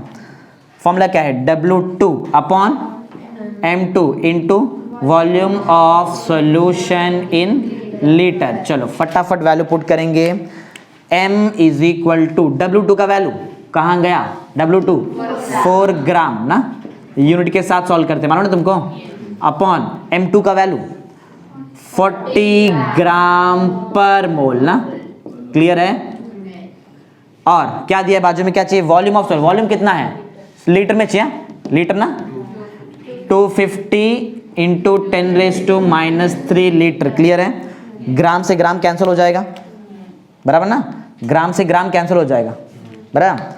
4 1 जा, ध्यान दो पहले लिखना बाद में, पहले 4 1 जा 4 10 जा, 10 इससे मल्टीप्लाई कर लो, एक मिनट, तुमको मालूम है जितना जीरो रहता है ना उतना नेगेटिव पावर कम हो जाता है, जितना जीरो रहेगा उतना नेगेटिव पावर कम हो जाएगा। जरा ध्यान दो, ऊपर 1 है, इधर 10 ना, 1 0, 2 0 दे दो ये इसको, कितना कम हो जाएगा पावर? तो बचेगा कितना? -1। समझा मैंने क्या बचा है? समझा रहेगा ना तुमको? तो बोलो बचा क्या? 25 इंटू 10 रेज़ टू नीचे ना, नीचे 10 रेज़ टू -1, ऊपर गया तो मतलब 10, ऊपर गया तो 10 ना, ऊपर गया तो 10। नीचे यूनिट क्या क्या है वो देखो, नीचे मोल रेज़ टू -1 है, ऊपर गया तो मोल रेज़ टू 1 ना, अरे नेगेटिव ऊपर गया पॉजिटिव हो जाएगा। नीचे लीटर है, ऊपर गया तो लीटर रेज़ टू -1। नहीं समझा? समझा ना? हार्ड थोड़ी है। 1/25 कितना होता है? 0.04 ना, 25 4 जो होता है ना 100। ठीक है चलो 5 से कट करो, ठीक है करो। 5 2 जा 5 5 जा 2/5 चाहिए, 2/5 ना, 2 5 ना, 0 लिया 0.5 4 जा, बराबर ना? अरे मैं रॉन्ग नहीं बोला था, मैं राइट ही बोला था। 0.04 को 10 से मल्टीप्लाई करेंगे तो 0.4 ही आएगा ना। हाँ तो आया, बोलो कितना आंसर? तो मोलारिटी मिल गया कितना? 0.4 मोल पर लीटर। समझा कैसे निकाला है? और मोल पर लीटर तो यूनिट होता है ना, किधर गया? मोल पर लीटर, राइट है ना आंसर? तो ऐसा निकालते हैं मोलारिटी। थोड़ा फास्ट किया क्योंकि अब तुमको समझ में आ गया लॉग वगैरह कैसे लगाते हैं। कर लो जल्दी जल्दी, ये मोलारिटी का एक सम है, कर लो। एक क्वेश्चन मैं होमवर्क देता हूँ, वो घर से करके आना है तुमको मोलारिटी पे। Question number 2 homework.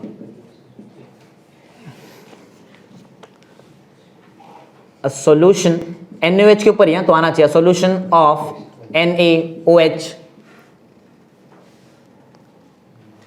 is prepared by dissolving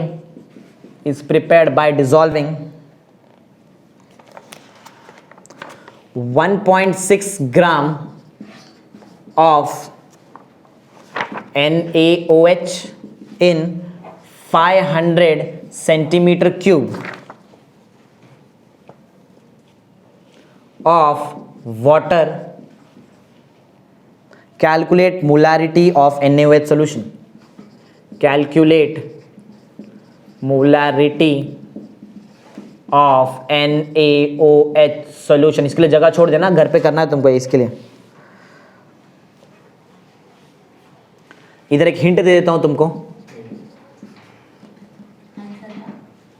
ये जो 500 सेंटीमीटर क्यूब है, क्योंकि तुमको सेंटीमीटर क्यूब को डीएम क्यूब में कन्वर्ट करने नहीं आएगा तो बता देता हूं। अगर 500 सेंटीमीटर क्यूब को तुमको डीएम क्यूब में लिखना है तो इसको मल्टीप्लाई कर दो 10⁻³ से, तो ये बन जाएगा 0.5 और डीएम क्यूब में आ जाएगा। डीएम क्यूब मतलब ही लीटर, मैंने लिखा है वो ऑलरेडी, समझा? तो तुम्हारा फॉर्मूले में जहां पे तुम लोग लीटर लिख रहे हैं वहां पर सिर्फ डीएम क्यूब लिख देना और 0.5 वैल्यू पुट करना, तुमको आंसर करेक्ट आ जाएगा। ये होमवर्क है क्वेश्चन नंबर 2, कर लो जल्दी। तो यहां पे हमारा मोलारिटी खत्म होता है।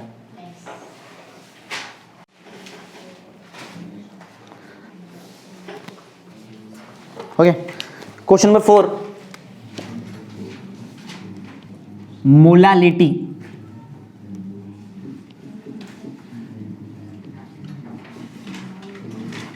इसके पहले जो पढ़ा था वो मोलारिटी था, बराबर, और ये है मोलालिटी, LITY, बराबर। डिनोट करते हैं स्मॉल m से, पहला पॉइंट वही लिखते हैं।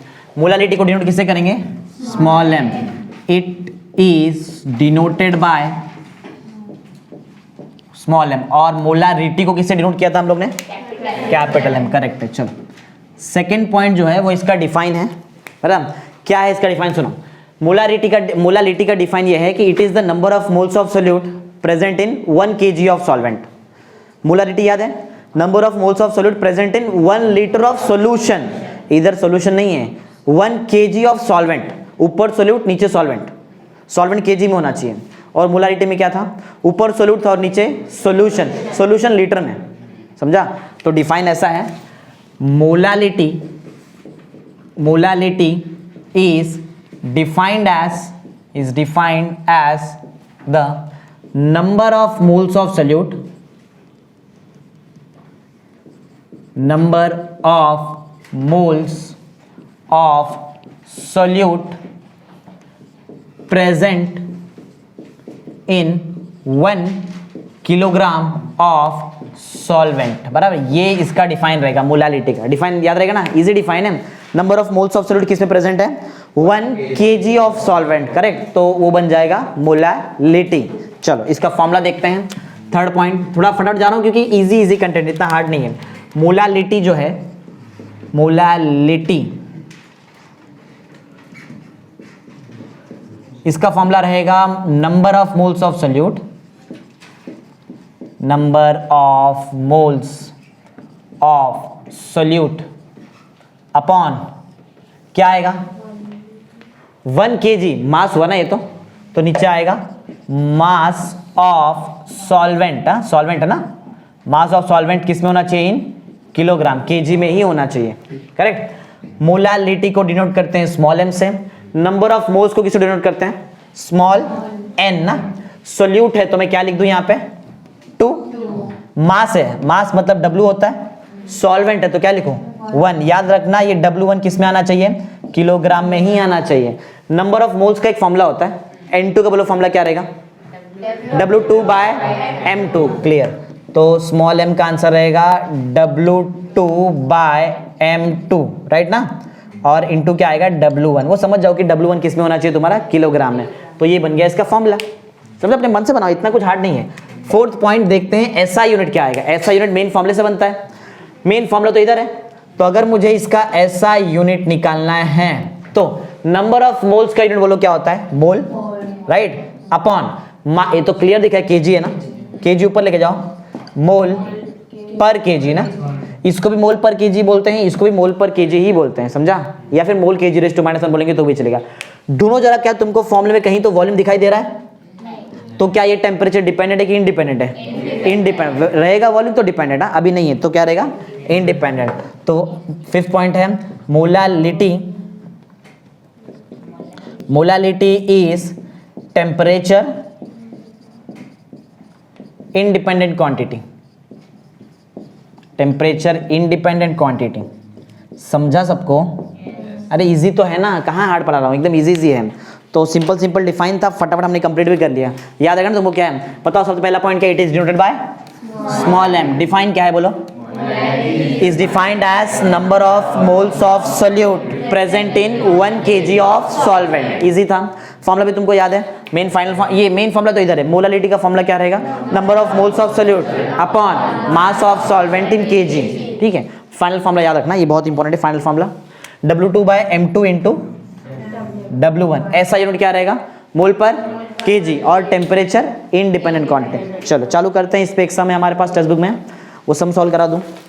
मोलालिटी का और भी सम तुमको मिलेगा, वो खुद से सॉल्व करना है तुमको, ठीक है। तो मेरे पास भी कुछ सम्स एक्स्ट्रा भी रहेंगे, वो एक्स्ट्रा सम भी तुमको होमवर्क में दे देता हूँ, एक्स्ट्रा सम्स मोलालिटी का। अभी तो सिंपल मैं तुमको एक सम सॉल्व कराता हूँ, वैसे सम्स बहुत सारे मेरे पास मोलालिटी के, ठीक है। देख, वो तुमको होमवर्क दे दूंगा, एक सम सॉल्व करा देता हूँ। देखो जो तुम्हारे टेक्स्ट बुक का सम है वो सम सॉल्व करा देता हूँ थोड़ा, क्योंकि वो अलग है। क्वेश्चन लिख लो मेरे साथ। इसका numerical based on molality. Numericals based on molality. First numerical, the density of 3 molar solution. The density of 3 molar solution, the density of 3 molar solution of NaCl मतलब सोडियम क्लोराइड is 1.25 ग्राम पर millilitre. Calculate molality. Calculate molality, ऐसा question है। इतना ही है। Density दिया है 3 molar solution का, और NaCl का डेंसिटी भी है हमारे पास 1.25 ग्राम पर मिलीलीटर। कैलकुलेट मोलालिटी बोला है, मोलालिटी निकाल के दिखाओ। स्टार्ट करते हैं। देखो थोड़ा सा डिफिकल्ट लेवल का ऐसा बोल सकते हो तुम्हारे लिए। देखो सॉल्यूशन, पहले गिवन लिख देते। चलो गिवन में देखो क्या क्या दिखाई दे रहा है, कुछ अलग अलग चीज़ें तुमको ये बार मिला हुआ है ना। यहाँ पे एक तो मिला है 3 कैपिटल है, मतलब क्या रहता है? मोलारिटी। पहली बात, मोलालिटी के क्वेश्चन में मोलारिटी दे दी है, ठीक है, कोई प्रॉब्लम नहीं है। तुमको मोलारिटी दिया है, कितना है 3 मोलार, बराबर ना, मोलारिटी दिया है। हाँ ऐसा नहीं लिखते हैं, मोलारिटी पूरा लिखते हैं। मोलारिटी बोलो क्या है, कितना मोलारिटी का सॉल्यूशन है, 3 मोलार का सॉल्यूशन है हमारे पास। और NaCl का तुम्हारे पास डेंसिटी है, क्या है NaCl का डेंसिटी कितना है 1.25 ग्राम पर मिलीलीटर। 1 मिलीलीटर में कितना 1.25 ग्राम का डेंसिटी है, बस इतना ही है हमारे पास और कुछ नहीं है हमारे पास। फाइंड क्या करना है, फाइंड क्या करना है तुमको, फाइंड करना है मोलालिटी, मतलब स्मॉल m ना, small m equal to question mark. Formula मालूम है तुमको, फॉर्मूला आता ही रहेगा ना। हाँ फॉर्मूला तो हमारे पास है सिंपल, यही तो फॉर्मूला है ना। ये 3 चीज मिल जाए तो बस काम बन जाए हमारा। किसका सॉल्यूशन है, NaCl का। सोल्यूट कौन, सॉल्वेंट कौन, सॉल्वेंट वाटर ही रहेगा बाय डिफॉल्ट, और सोल्यूट NaCl रहेगा, ठीक है। तो फॉर्मूला तो हमारे पास है, मोलालिटी का फॉर्मूला है W2/M2 इंटू W1, क्लियर ना। सॉल्यूशन चालू करते हैं। वैसे देख रहे तो कुछ भी नहीं है हमारे पास ना एक्चुअल में, ना तो W2 है, ना तो W1, ना तो M2, कुछ भी नहीं है हमारे पास। एक एक निकालना पड़ेगा, एक एक इन्फॉर्मेशन से। मोलारिटी है, मोलारिटी का बोलो फॉर्मूला क्या होता है। ये फर्स्ट जो मोलारिटी है इसका बेसिक फॉर्मूला क्या है, number of moles of solute upon A, molarity है ये, वॉल्यूम ना, volume of solution in litre ना, लीटर में होता है, बराबर। मोलारिटी का तुम्हारे पास आंसर है कितना 3 ना, 3 मोलार है। अब ये 3 आया कैसे वो तुमको सोचना पड़ेगा। 3 आंसर तब आएगा जब नंबर ऑफ मोल्स बोलो कितना रहेगा, सोचो ना। मोलारिटी तुम्हारे पास है ना, मोलारिटी का ऑलरेडी तुम्हारे पास आंसर कितना है 3 मोलार है। ये दोनों को डिवाइड करके 3 कब आएगा, एक मिनट, मोलार, ये मोलार का एक और यूनिट है। 3m को हम लोग क्या, मोलारिटी का बताओ एक और यूनिट क्या होता है, मोलारिटी का यूनिट किया था ना हमने, क्या होता है मोल पर लीटर ना, बराबर। ये यूनिट को देखो, इससे समझ में नहीं आएगा, इसको देखो, ये मोलारिटी और ये दोनों सेम सेम है, कुछ अलग अलग नहीं है। इसको क्या देख के क्या लगता है कि न्यूमरेटर में कौन सा नंबर रहा होगा, number of moles of solute कितना रहा रहेगा, तो तुमको आंसर 3 मिला रहेगा, ऐसा 1 रहेगा। 1 कैसे, number of moles of solute 3 ना, देखो ना 3 मोल, 3 मोल कितना रहा रहेगा 3 मोल रहा रहेगा अपॉन लीटर ना, लीटर मतलब नीचे कितना रहेगा बताओ 1 लीटर। अरे 1 लीटर रहेगा तभी तो तुम्हारा आंसर आएगा 3/1 3, और लीटर ऊपर गया मोल पर लीटर, समझा। तुमको यहाँ से एक इन्फॉर्मेशन मालूम पड़ गया, तुमको मालूम पड़ गया कि number of moles of solute है कितना। Number of moles of solute मिला ना, number of moles of solute को डिनोट किससे करते हैं, नंबर ऑफ मोल्स तो पहले n होता है, सोल्यूट क्या होता है 2 की 1 2, कितना मिला number of moles of solute का आंसर 3 मोल ना, मिल गया। क्यों कर रहा हूं मैं, क्योंकि मुझको W2 चाहिए और M2 भी चाहिए। मुझे मालूम है कि 2 कौन है बताओ, जो सोल्यूट है वो सोल्यूट है कौन, NaCl की वाटर है, NaCl ना, NaCl ना, बराबर। तो मास मिल जाए, मोलर मास तो मैं खुद से निकाल दूंगा, मॉलिक्यूल देख के निकलता है ना मोलर मास। तो N2 का भी एक फॉर्मूला होता है, N2 का जरा बताओ सिर्फ फॉर्मूला क्या है, सिंस N2 का फॉर्मूला क्या होता है W2/M2, लेकिन इसके लिए M2 लगेगा ना, W2 निकालने के लिए M2 लगेगा, M2 तो नहीं है, चलो ठीक है M2 निकालते हैं पहले। इधर इसको रुका दो, इसको इक्वेशन 1 पे रुका दो। चलो आते हैं, पहले निकालते हैं M2। M2 2 कौन बताओ, 2 कौन नाम बताओ, NaCl, बराबर राइट है, ये तुमको निकालना है।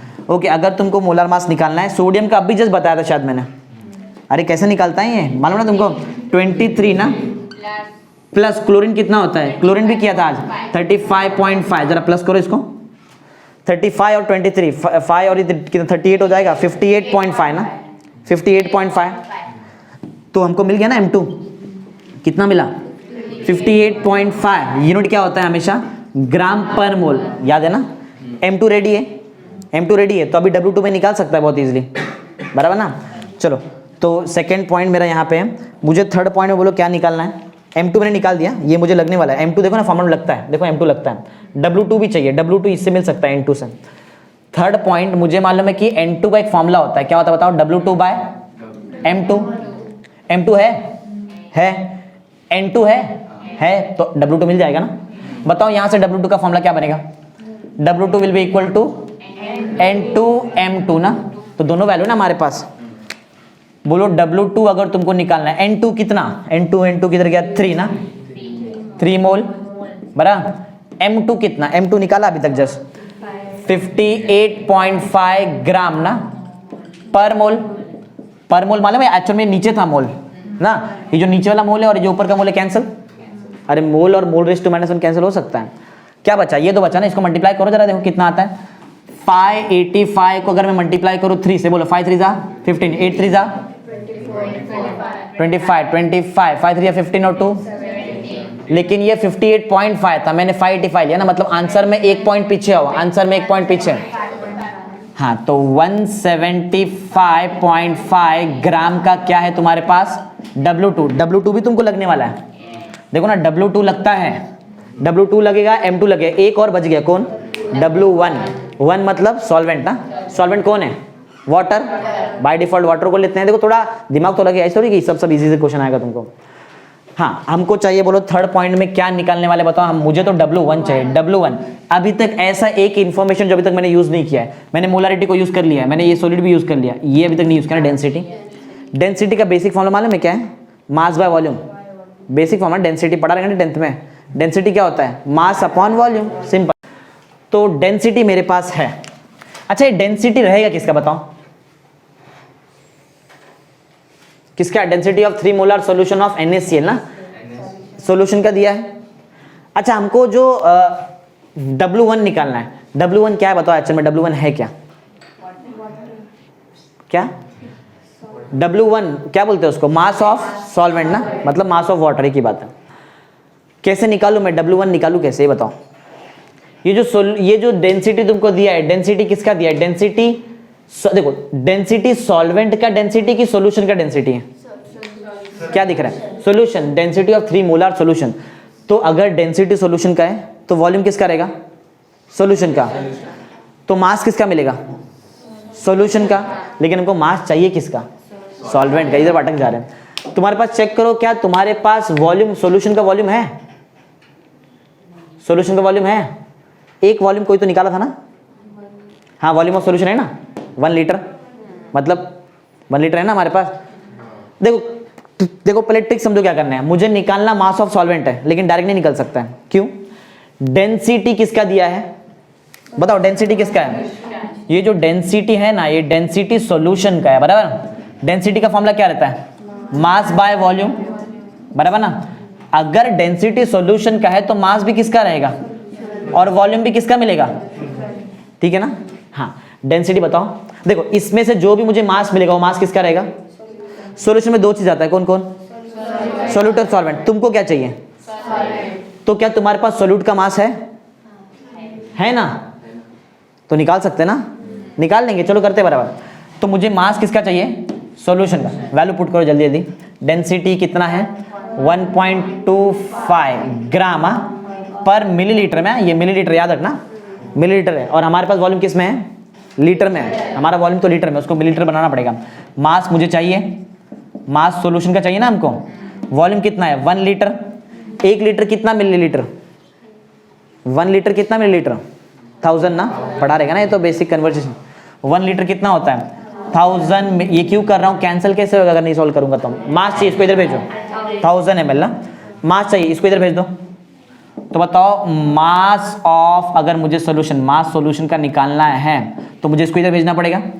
तो बोलो क्या है हमारे पास 1.25 ग्राम पर ml ना, बराबर, नीचे लिखता हूँ, बोलो क्या था हमारे पास 1.25 ग्राम पर मिलीलीटर ना, इनटू इधर कौन जाएगा 1000 मिलीलीटर।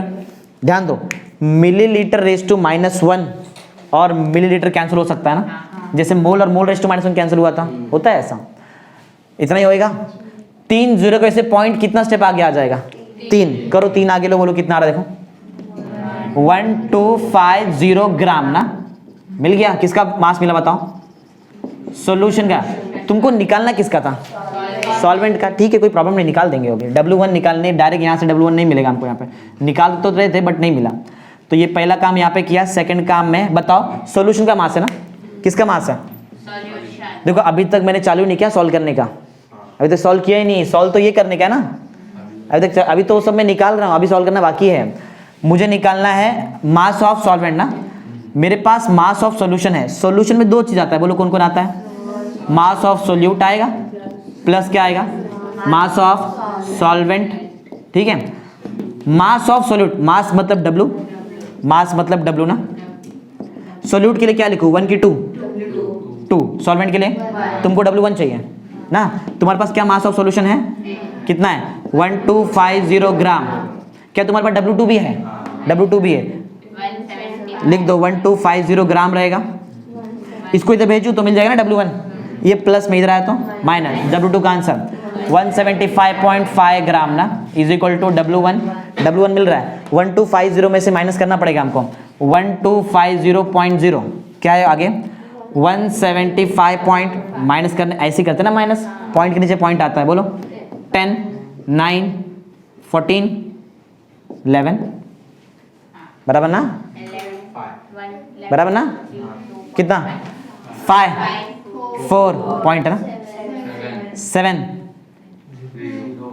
10 ना, एक ही बात ना, 0 मतलब 10 ही हो गया, समझा, तो तुमको मिल गया W1 कितना 1074 पॉइंट, देखो तुम्हारे टेस्ट में इतने से कर दिया है, सिर्फ इतने से सॉल्व भी हो गया उनका, ऐसा है तो वैसा नहीं होना चाहिए, ग्राम में आएगा ना, ग्राम माइनस ग्राम ग्राम, समझा।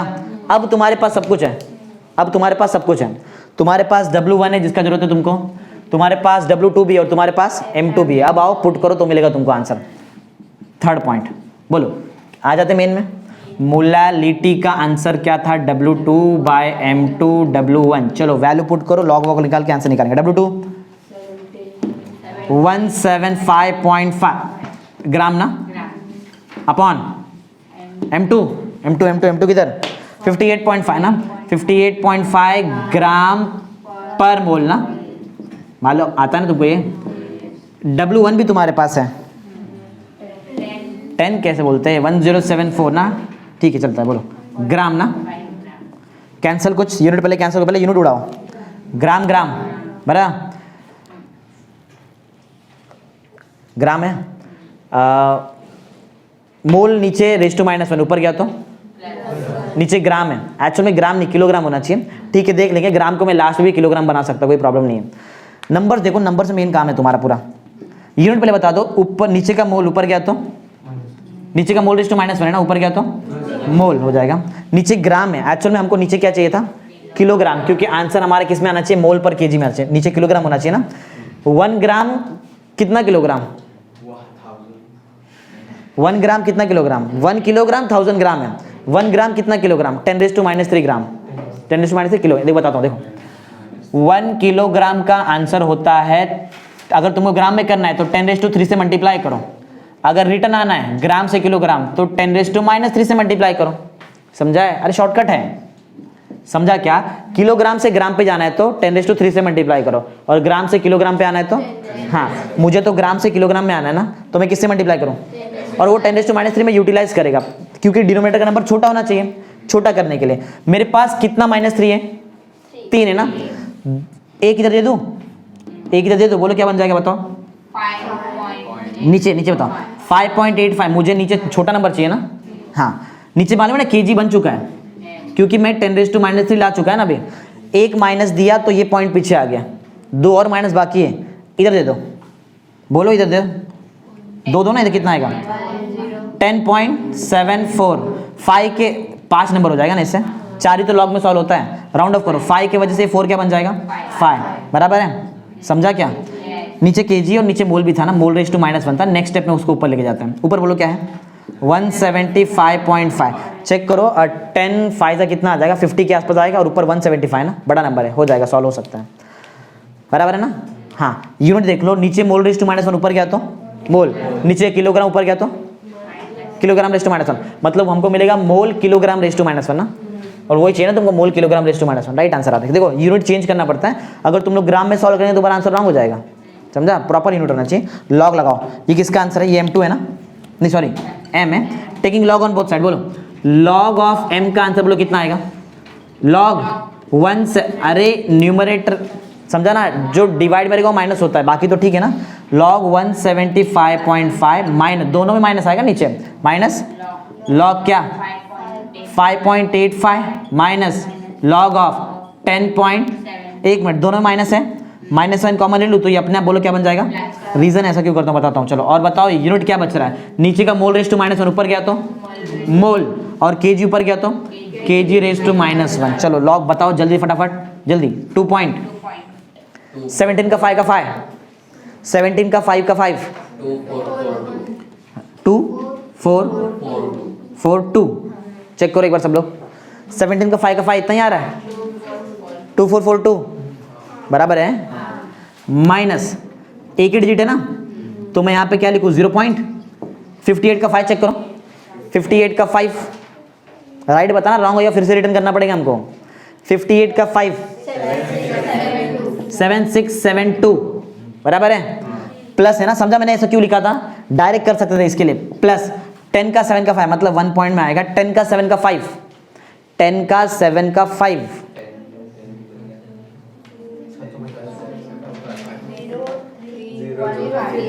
03 बराबर बताया ना, देख लो एक बार 0315 ठीक है। प्लस करो 7897.1 ना, माइनस करना है ना, अभी माइनस भी कर लेते हैं। 2.2442 माइनस क्या है 1.7987, ये 12, ये 13, ये 13, ये 11, ये 1। बोलो 12 minus 7 5, 13 minus 8 5, 13 minus 9 4, 11 minus 7 4, 0 point ना, बराबर ना। क्या है यूनिट मोल पर केजी ना, ये लॉग ऑफ एम का आंसर है, लॉग एम का आंसर तुमको एंटीलॉग लेना पड़ेगा। इधर कर रहा हूँ, लॉग ऑफ एम का आंसर कितना मिला 0.4455, 0.4455 बराबर, और मोल पर केजी है ठीक है। एंटीलॉग ले लिया, taking antilog on both side, M का आंसर रहेगा 80 लॉग ऑफ, तुम लोग निकाल के रखो एंटीलॉग 0.4455, 0.44 का 5 का 5 कोई बताओ 2789 सही बता रहे हैं बराबर ना। 0.44 का 5 का 5 चेक कर लो एक बार, 0 पॉइंट बोलो क्या लिखूं 2.789 और यूनिट क्या था मोल पर केजी। देखते हैं एक बार 2.79 बराबर है।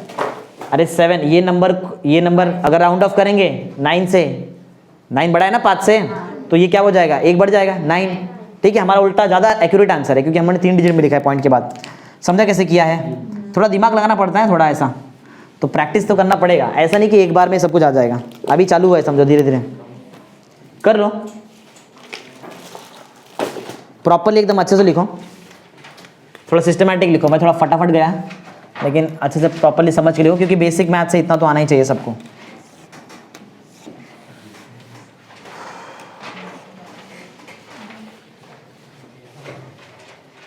कर लो, ये हमारा मोलालिटी भी यहाँ पे खत्म होता है। इस पे और भी क्वेश्चंस है, रुको तुमको होमवर्क दे देता हूँ, वो कर लेना घर पे।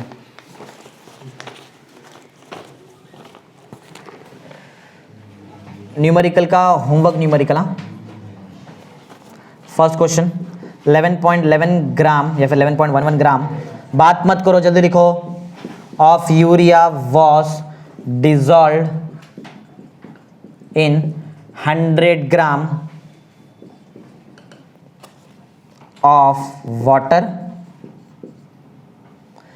Calculate the molality. Calculate the molality of solution. Hint के लिए तुमको मैं यूरिया का फॉर्मूला बता देता हूँ, यूरिया का मॉलिक्यूलर फॉर्मूला या फिर मॉलिक्यूलर स्ट्रक्चर दिखता कैसे, NH2C डबल बॉन्ड ONH2, गिनो नाइट्रोजन हाइड्रोजन। एटॉमिक मास भी बता देता हूँ, एटॉमिक मास नाइट्रोजन जो है, नाइट्रोजन का एटॉमिक मास 14 होता है, ऑक्सीजन तुमको मालूम ही है 16, कार्बन होता है 12, हाइड्रोजन होता है 1। ये आना चाहिए तुमको। सेकेंड ही था ये, third 34.2 gram of sugar dissolved in water to produce 214.2 gram of sugar syrup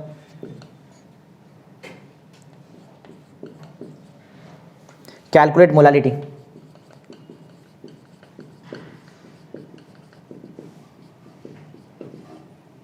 calculate molality of solution.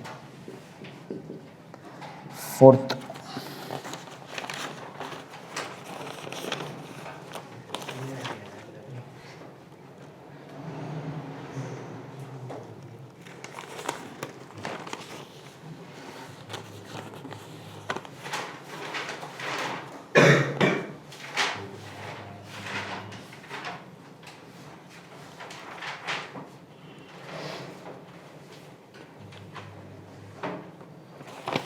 Sugar का तुमको स्ट्रक्चर बोल देता हूँ यहाँ पे। शुगर का मॉलिक्यूलर फॉर्मूला क्या है, कैसा है? शुगर जो है वो है C12 O11 H12, एक टाइप का शुगर है।